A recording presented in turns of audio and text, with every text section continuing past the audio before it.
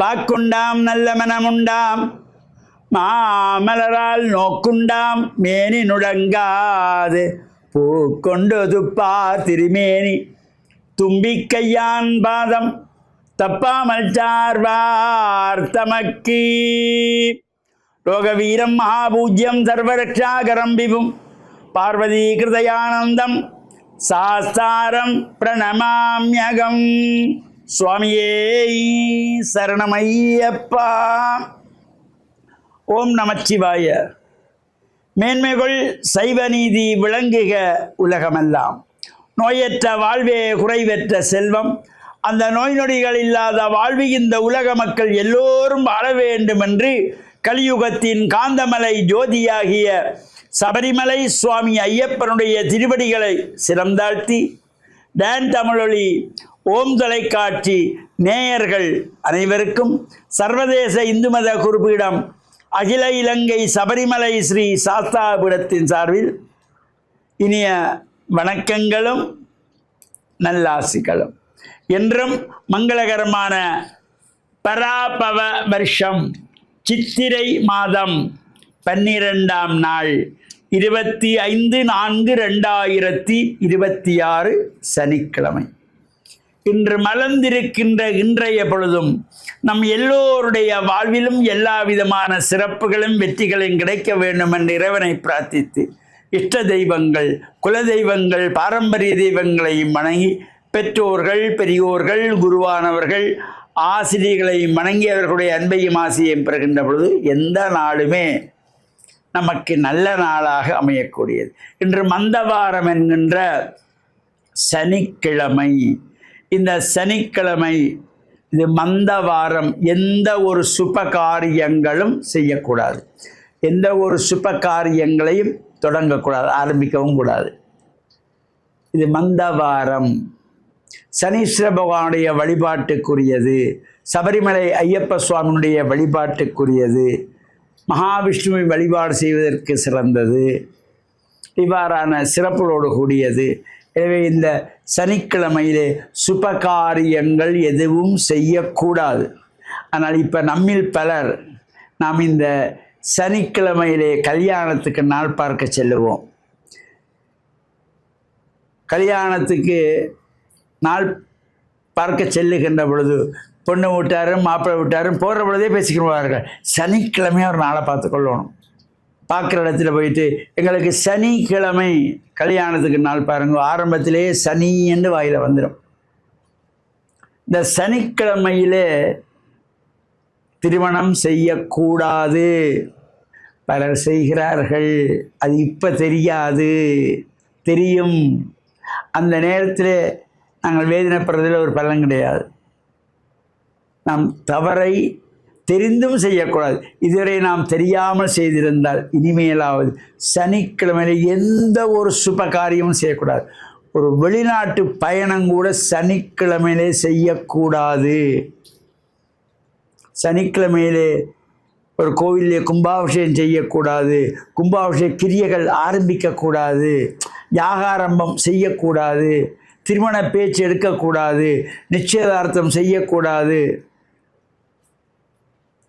என்கின்ற பொழுது திருமணத்தையே சனிக்கிழமையில் நாள் பாருங்கன்னு போய் கேட்பார்கள். ஏன்னா அவரவர் வசதிக்காக. சனிக்கிழமைன்னா ஞாயிற்றுக்கிழமையும் விடுமுறை, சனிக்கிழமை விடுமுறை, வாரவர்கள் நின்று போகலாம் என்று. அந்த பொண்ணுக்கும் மாப்பிள்ளைக்கும் அந்த நட்சத்திரம் பொருத்தமாக இருக்குதா, அந்த நாள் பொருத்தமாக இருக்குதா, அந்த முகூர்த்தம் பொருத்தமாக, இதெல்லாம் நாங்கள் பார்க்குறதில்லை. எங்களுக்கு உறவுகள் வர வேண்டும். சித்தப்பா பெரியப்பா மாமா அத்தை மாமா வெளிநாட்டிலேருந்து வரணும். சனி ஞாயிறுன்னா விடுமுறை லீவில் வருவார்கள் என்ற எண்ணமே தவிர அந்த ஆயிரங்காலத்து பயிரென்று சொல்லப்படுகின்ற திருமண வாழ்க்கையை ஆரம்பிப்பவர்களுக்கு இந்த நாள் பொருத்தமாக இருக்கிறதா என்று நாங்கள் பார்க்க மறந்துடுறோம். தயவு செய்து ஒரு திருமணத்துக்கு நாள் எடுக்கிற பொழுது எங்கள் வசதியை பார்க்காதீர்கள். அந்த பொண்ணினுடைய நட்சத்திரம் மாப்பிள்ளைய நட்சத்திரத்திற்கு அந்த நாள் சிறந்த நாளாக அமைகிறதான்னு பாருங்கள். அவ்வாறு பார்க்கின்ற பொழுது புதன்கிழமை அமைந்தால் அதை போல ஒரு சிறப்பு வேறு எதுவுமே கிடையாது. ஒரு அபரிமிதமான சக்தியை தரக்கூடியது திருமணத்துக்கு இந்த புதன்கிழமை. அதனால் பொன் கிடைத்தாலும் புதன் கிடைக்காது என்பார்கள். திருமணத்தை புதன்கிழமையில் செஞ்சு பாருங்கள், எவ்வளவு சந்தோஷமாக, வாழ்க்கை பூரா சந்தோஷமாக இருப்பாங்க. இது சனிக்கிழமையில் கல்யாணத்தை பண்ணுறது, அது கொஞ்ச நாள் போக விட்டு அவர்கள் வாழ்விய கஷ்டங்கள் துன்பங்கள் மாறி மாறி வந்து கொண்டிருக்கும். அப்புறம் நாங்கள் சடங்குகளையும் சம்பிரதாயங்களையும் குறை சொல்லுவோம். நாள் பார்த்து தானே செஞ்சோம், முகூர்த்தம் பார்த்து தானே வச்சோம், எல்லாத்தையும் பார்ப்போம். முகூர்த்த நேரத்தில் கிழமையை விட்டுருவோம். முகூர்த்த நேரத்தில் அங்கே மாப்பிள்ளை வர்றதுக்கு லேட் ஆகிட்டுது. இதை விட அடுத்தது வீடியோ புகைப்படங்கள் எடுக்கிறவர்கள் அவர்களுடைய சுணக்கம் அல்லது குறுக்கள் வேற சுணங்கிட்டுது, ஏதோ ஒரு தாமதத்தை வைத்துக்கொண்டு அந்த முகூர்த்தம் தள்ளிவிடும். அவ்வாறு வருகின்ற பொழுது கூரையை மடியிலே கொடுத்துட்டு கட்டுங்க என்பார்கள். தவறு. வாழ்க்கையில் ஒரு நாள் தான் திருமணம். அந்த திருமணத்தை சந்தோஷமாக செய்ய வேண்டும்.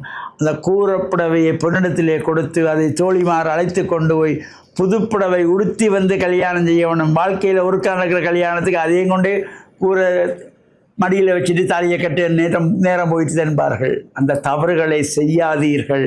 தொடர்ந்து நாம் இதை பற்றி சிந்திப்போம் என்று கூறி, டான் தமிழொலி ஓம் தொலைக்காட்சி நேயர்கள் அனைவருக்கும் சர்வதேச இந்து மத குருவிடம் அகில இலங்கை சபரிமலை சாஸ்தாபுரத்தின் சார்பில் நல்ல ஆசிகளை கூறிக்கொள்வதில் மன மகிழ்வு கொள்கிறோம். சர்வே ஜனாகாம் சுகினோ பவந்து சமஸ்தசன் மங்களானி சந்து சுபம்.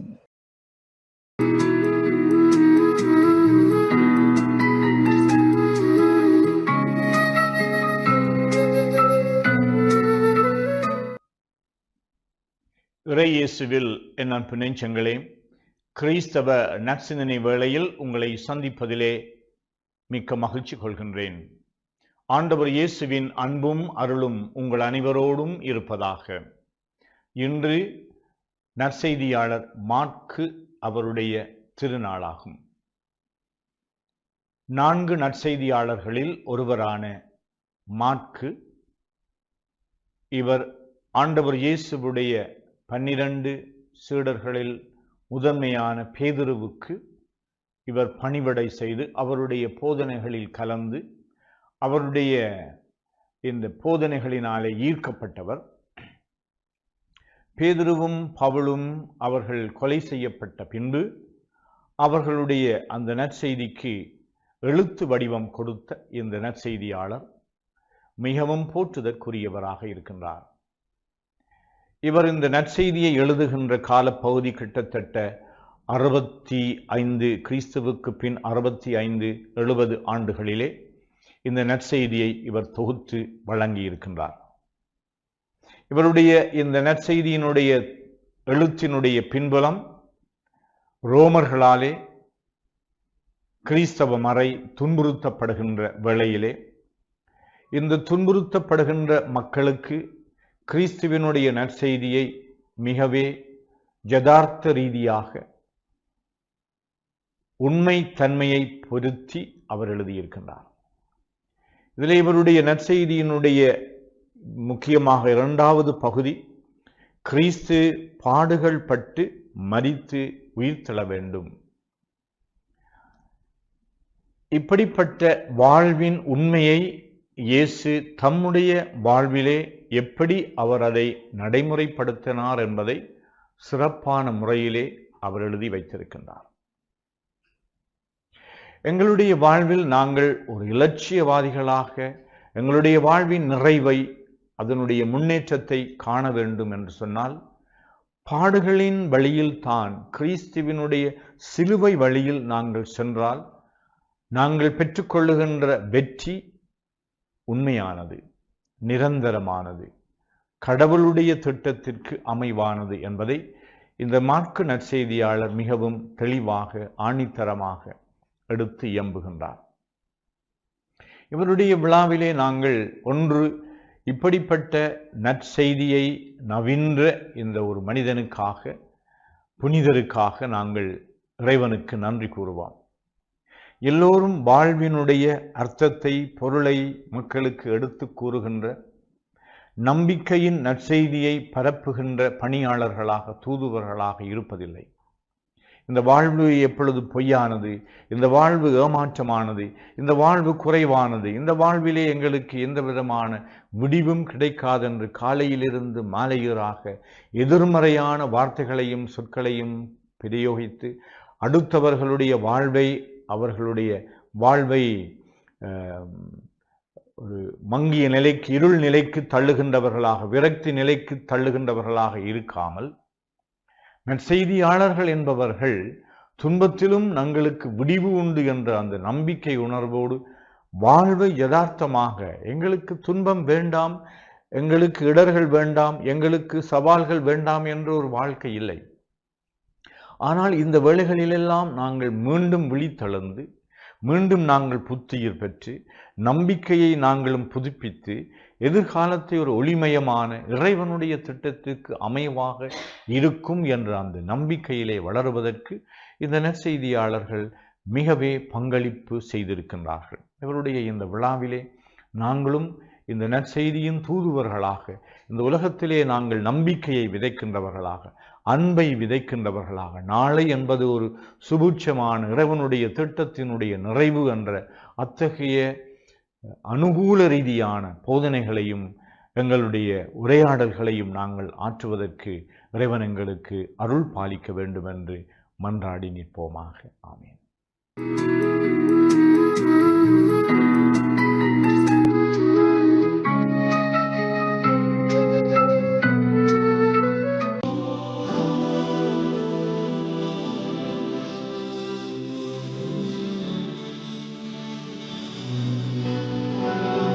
அல்ஹம்துலில்லாஹி ரப்பில் ஆலமீன் வஸ்ஸலாத்து வஸ்ஸலாமு அலா முஹம்மதின் ஸல்லல்லாஹு அலைஹி வஸல்லம் வ அலா ஆலிஹி வ ஸஹ்பிஹி அஜ்மஈன்.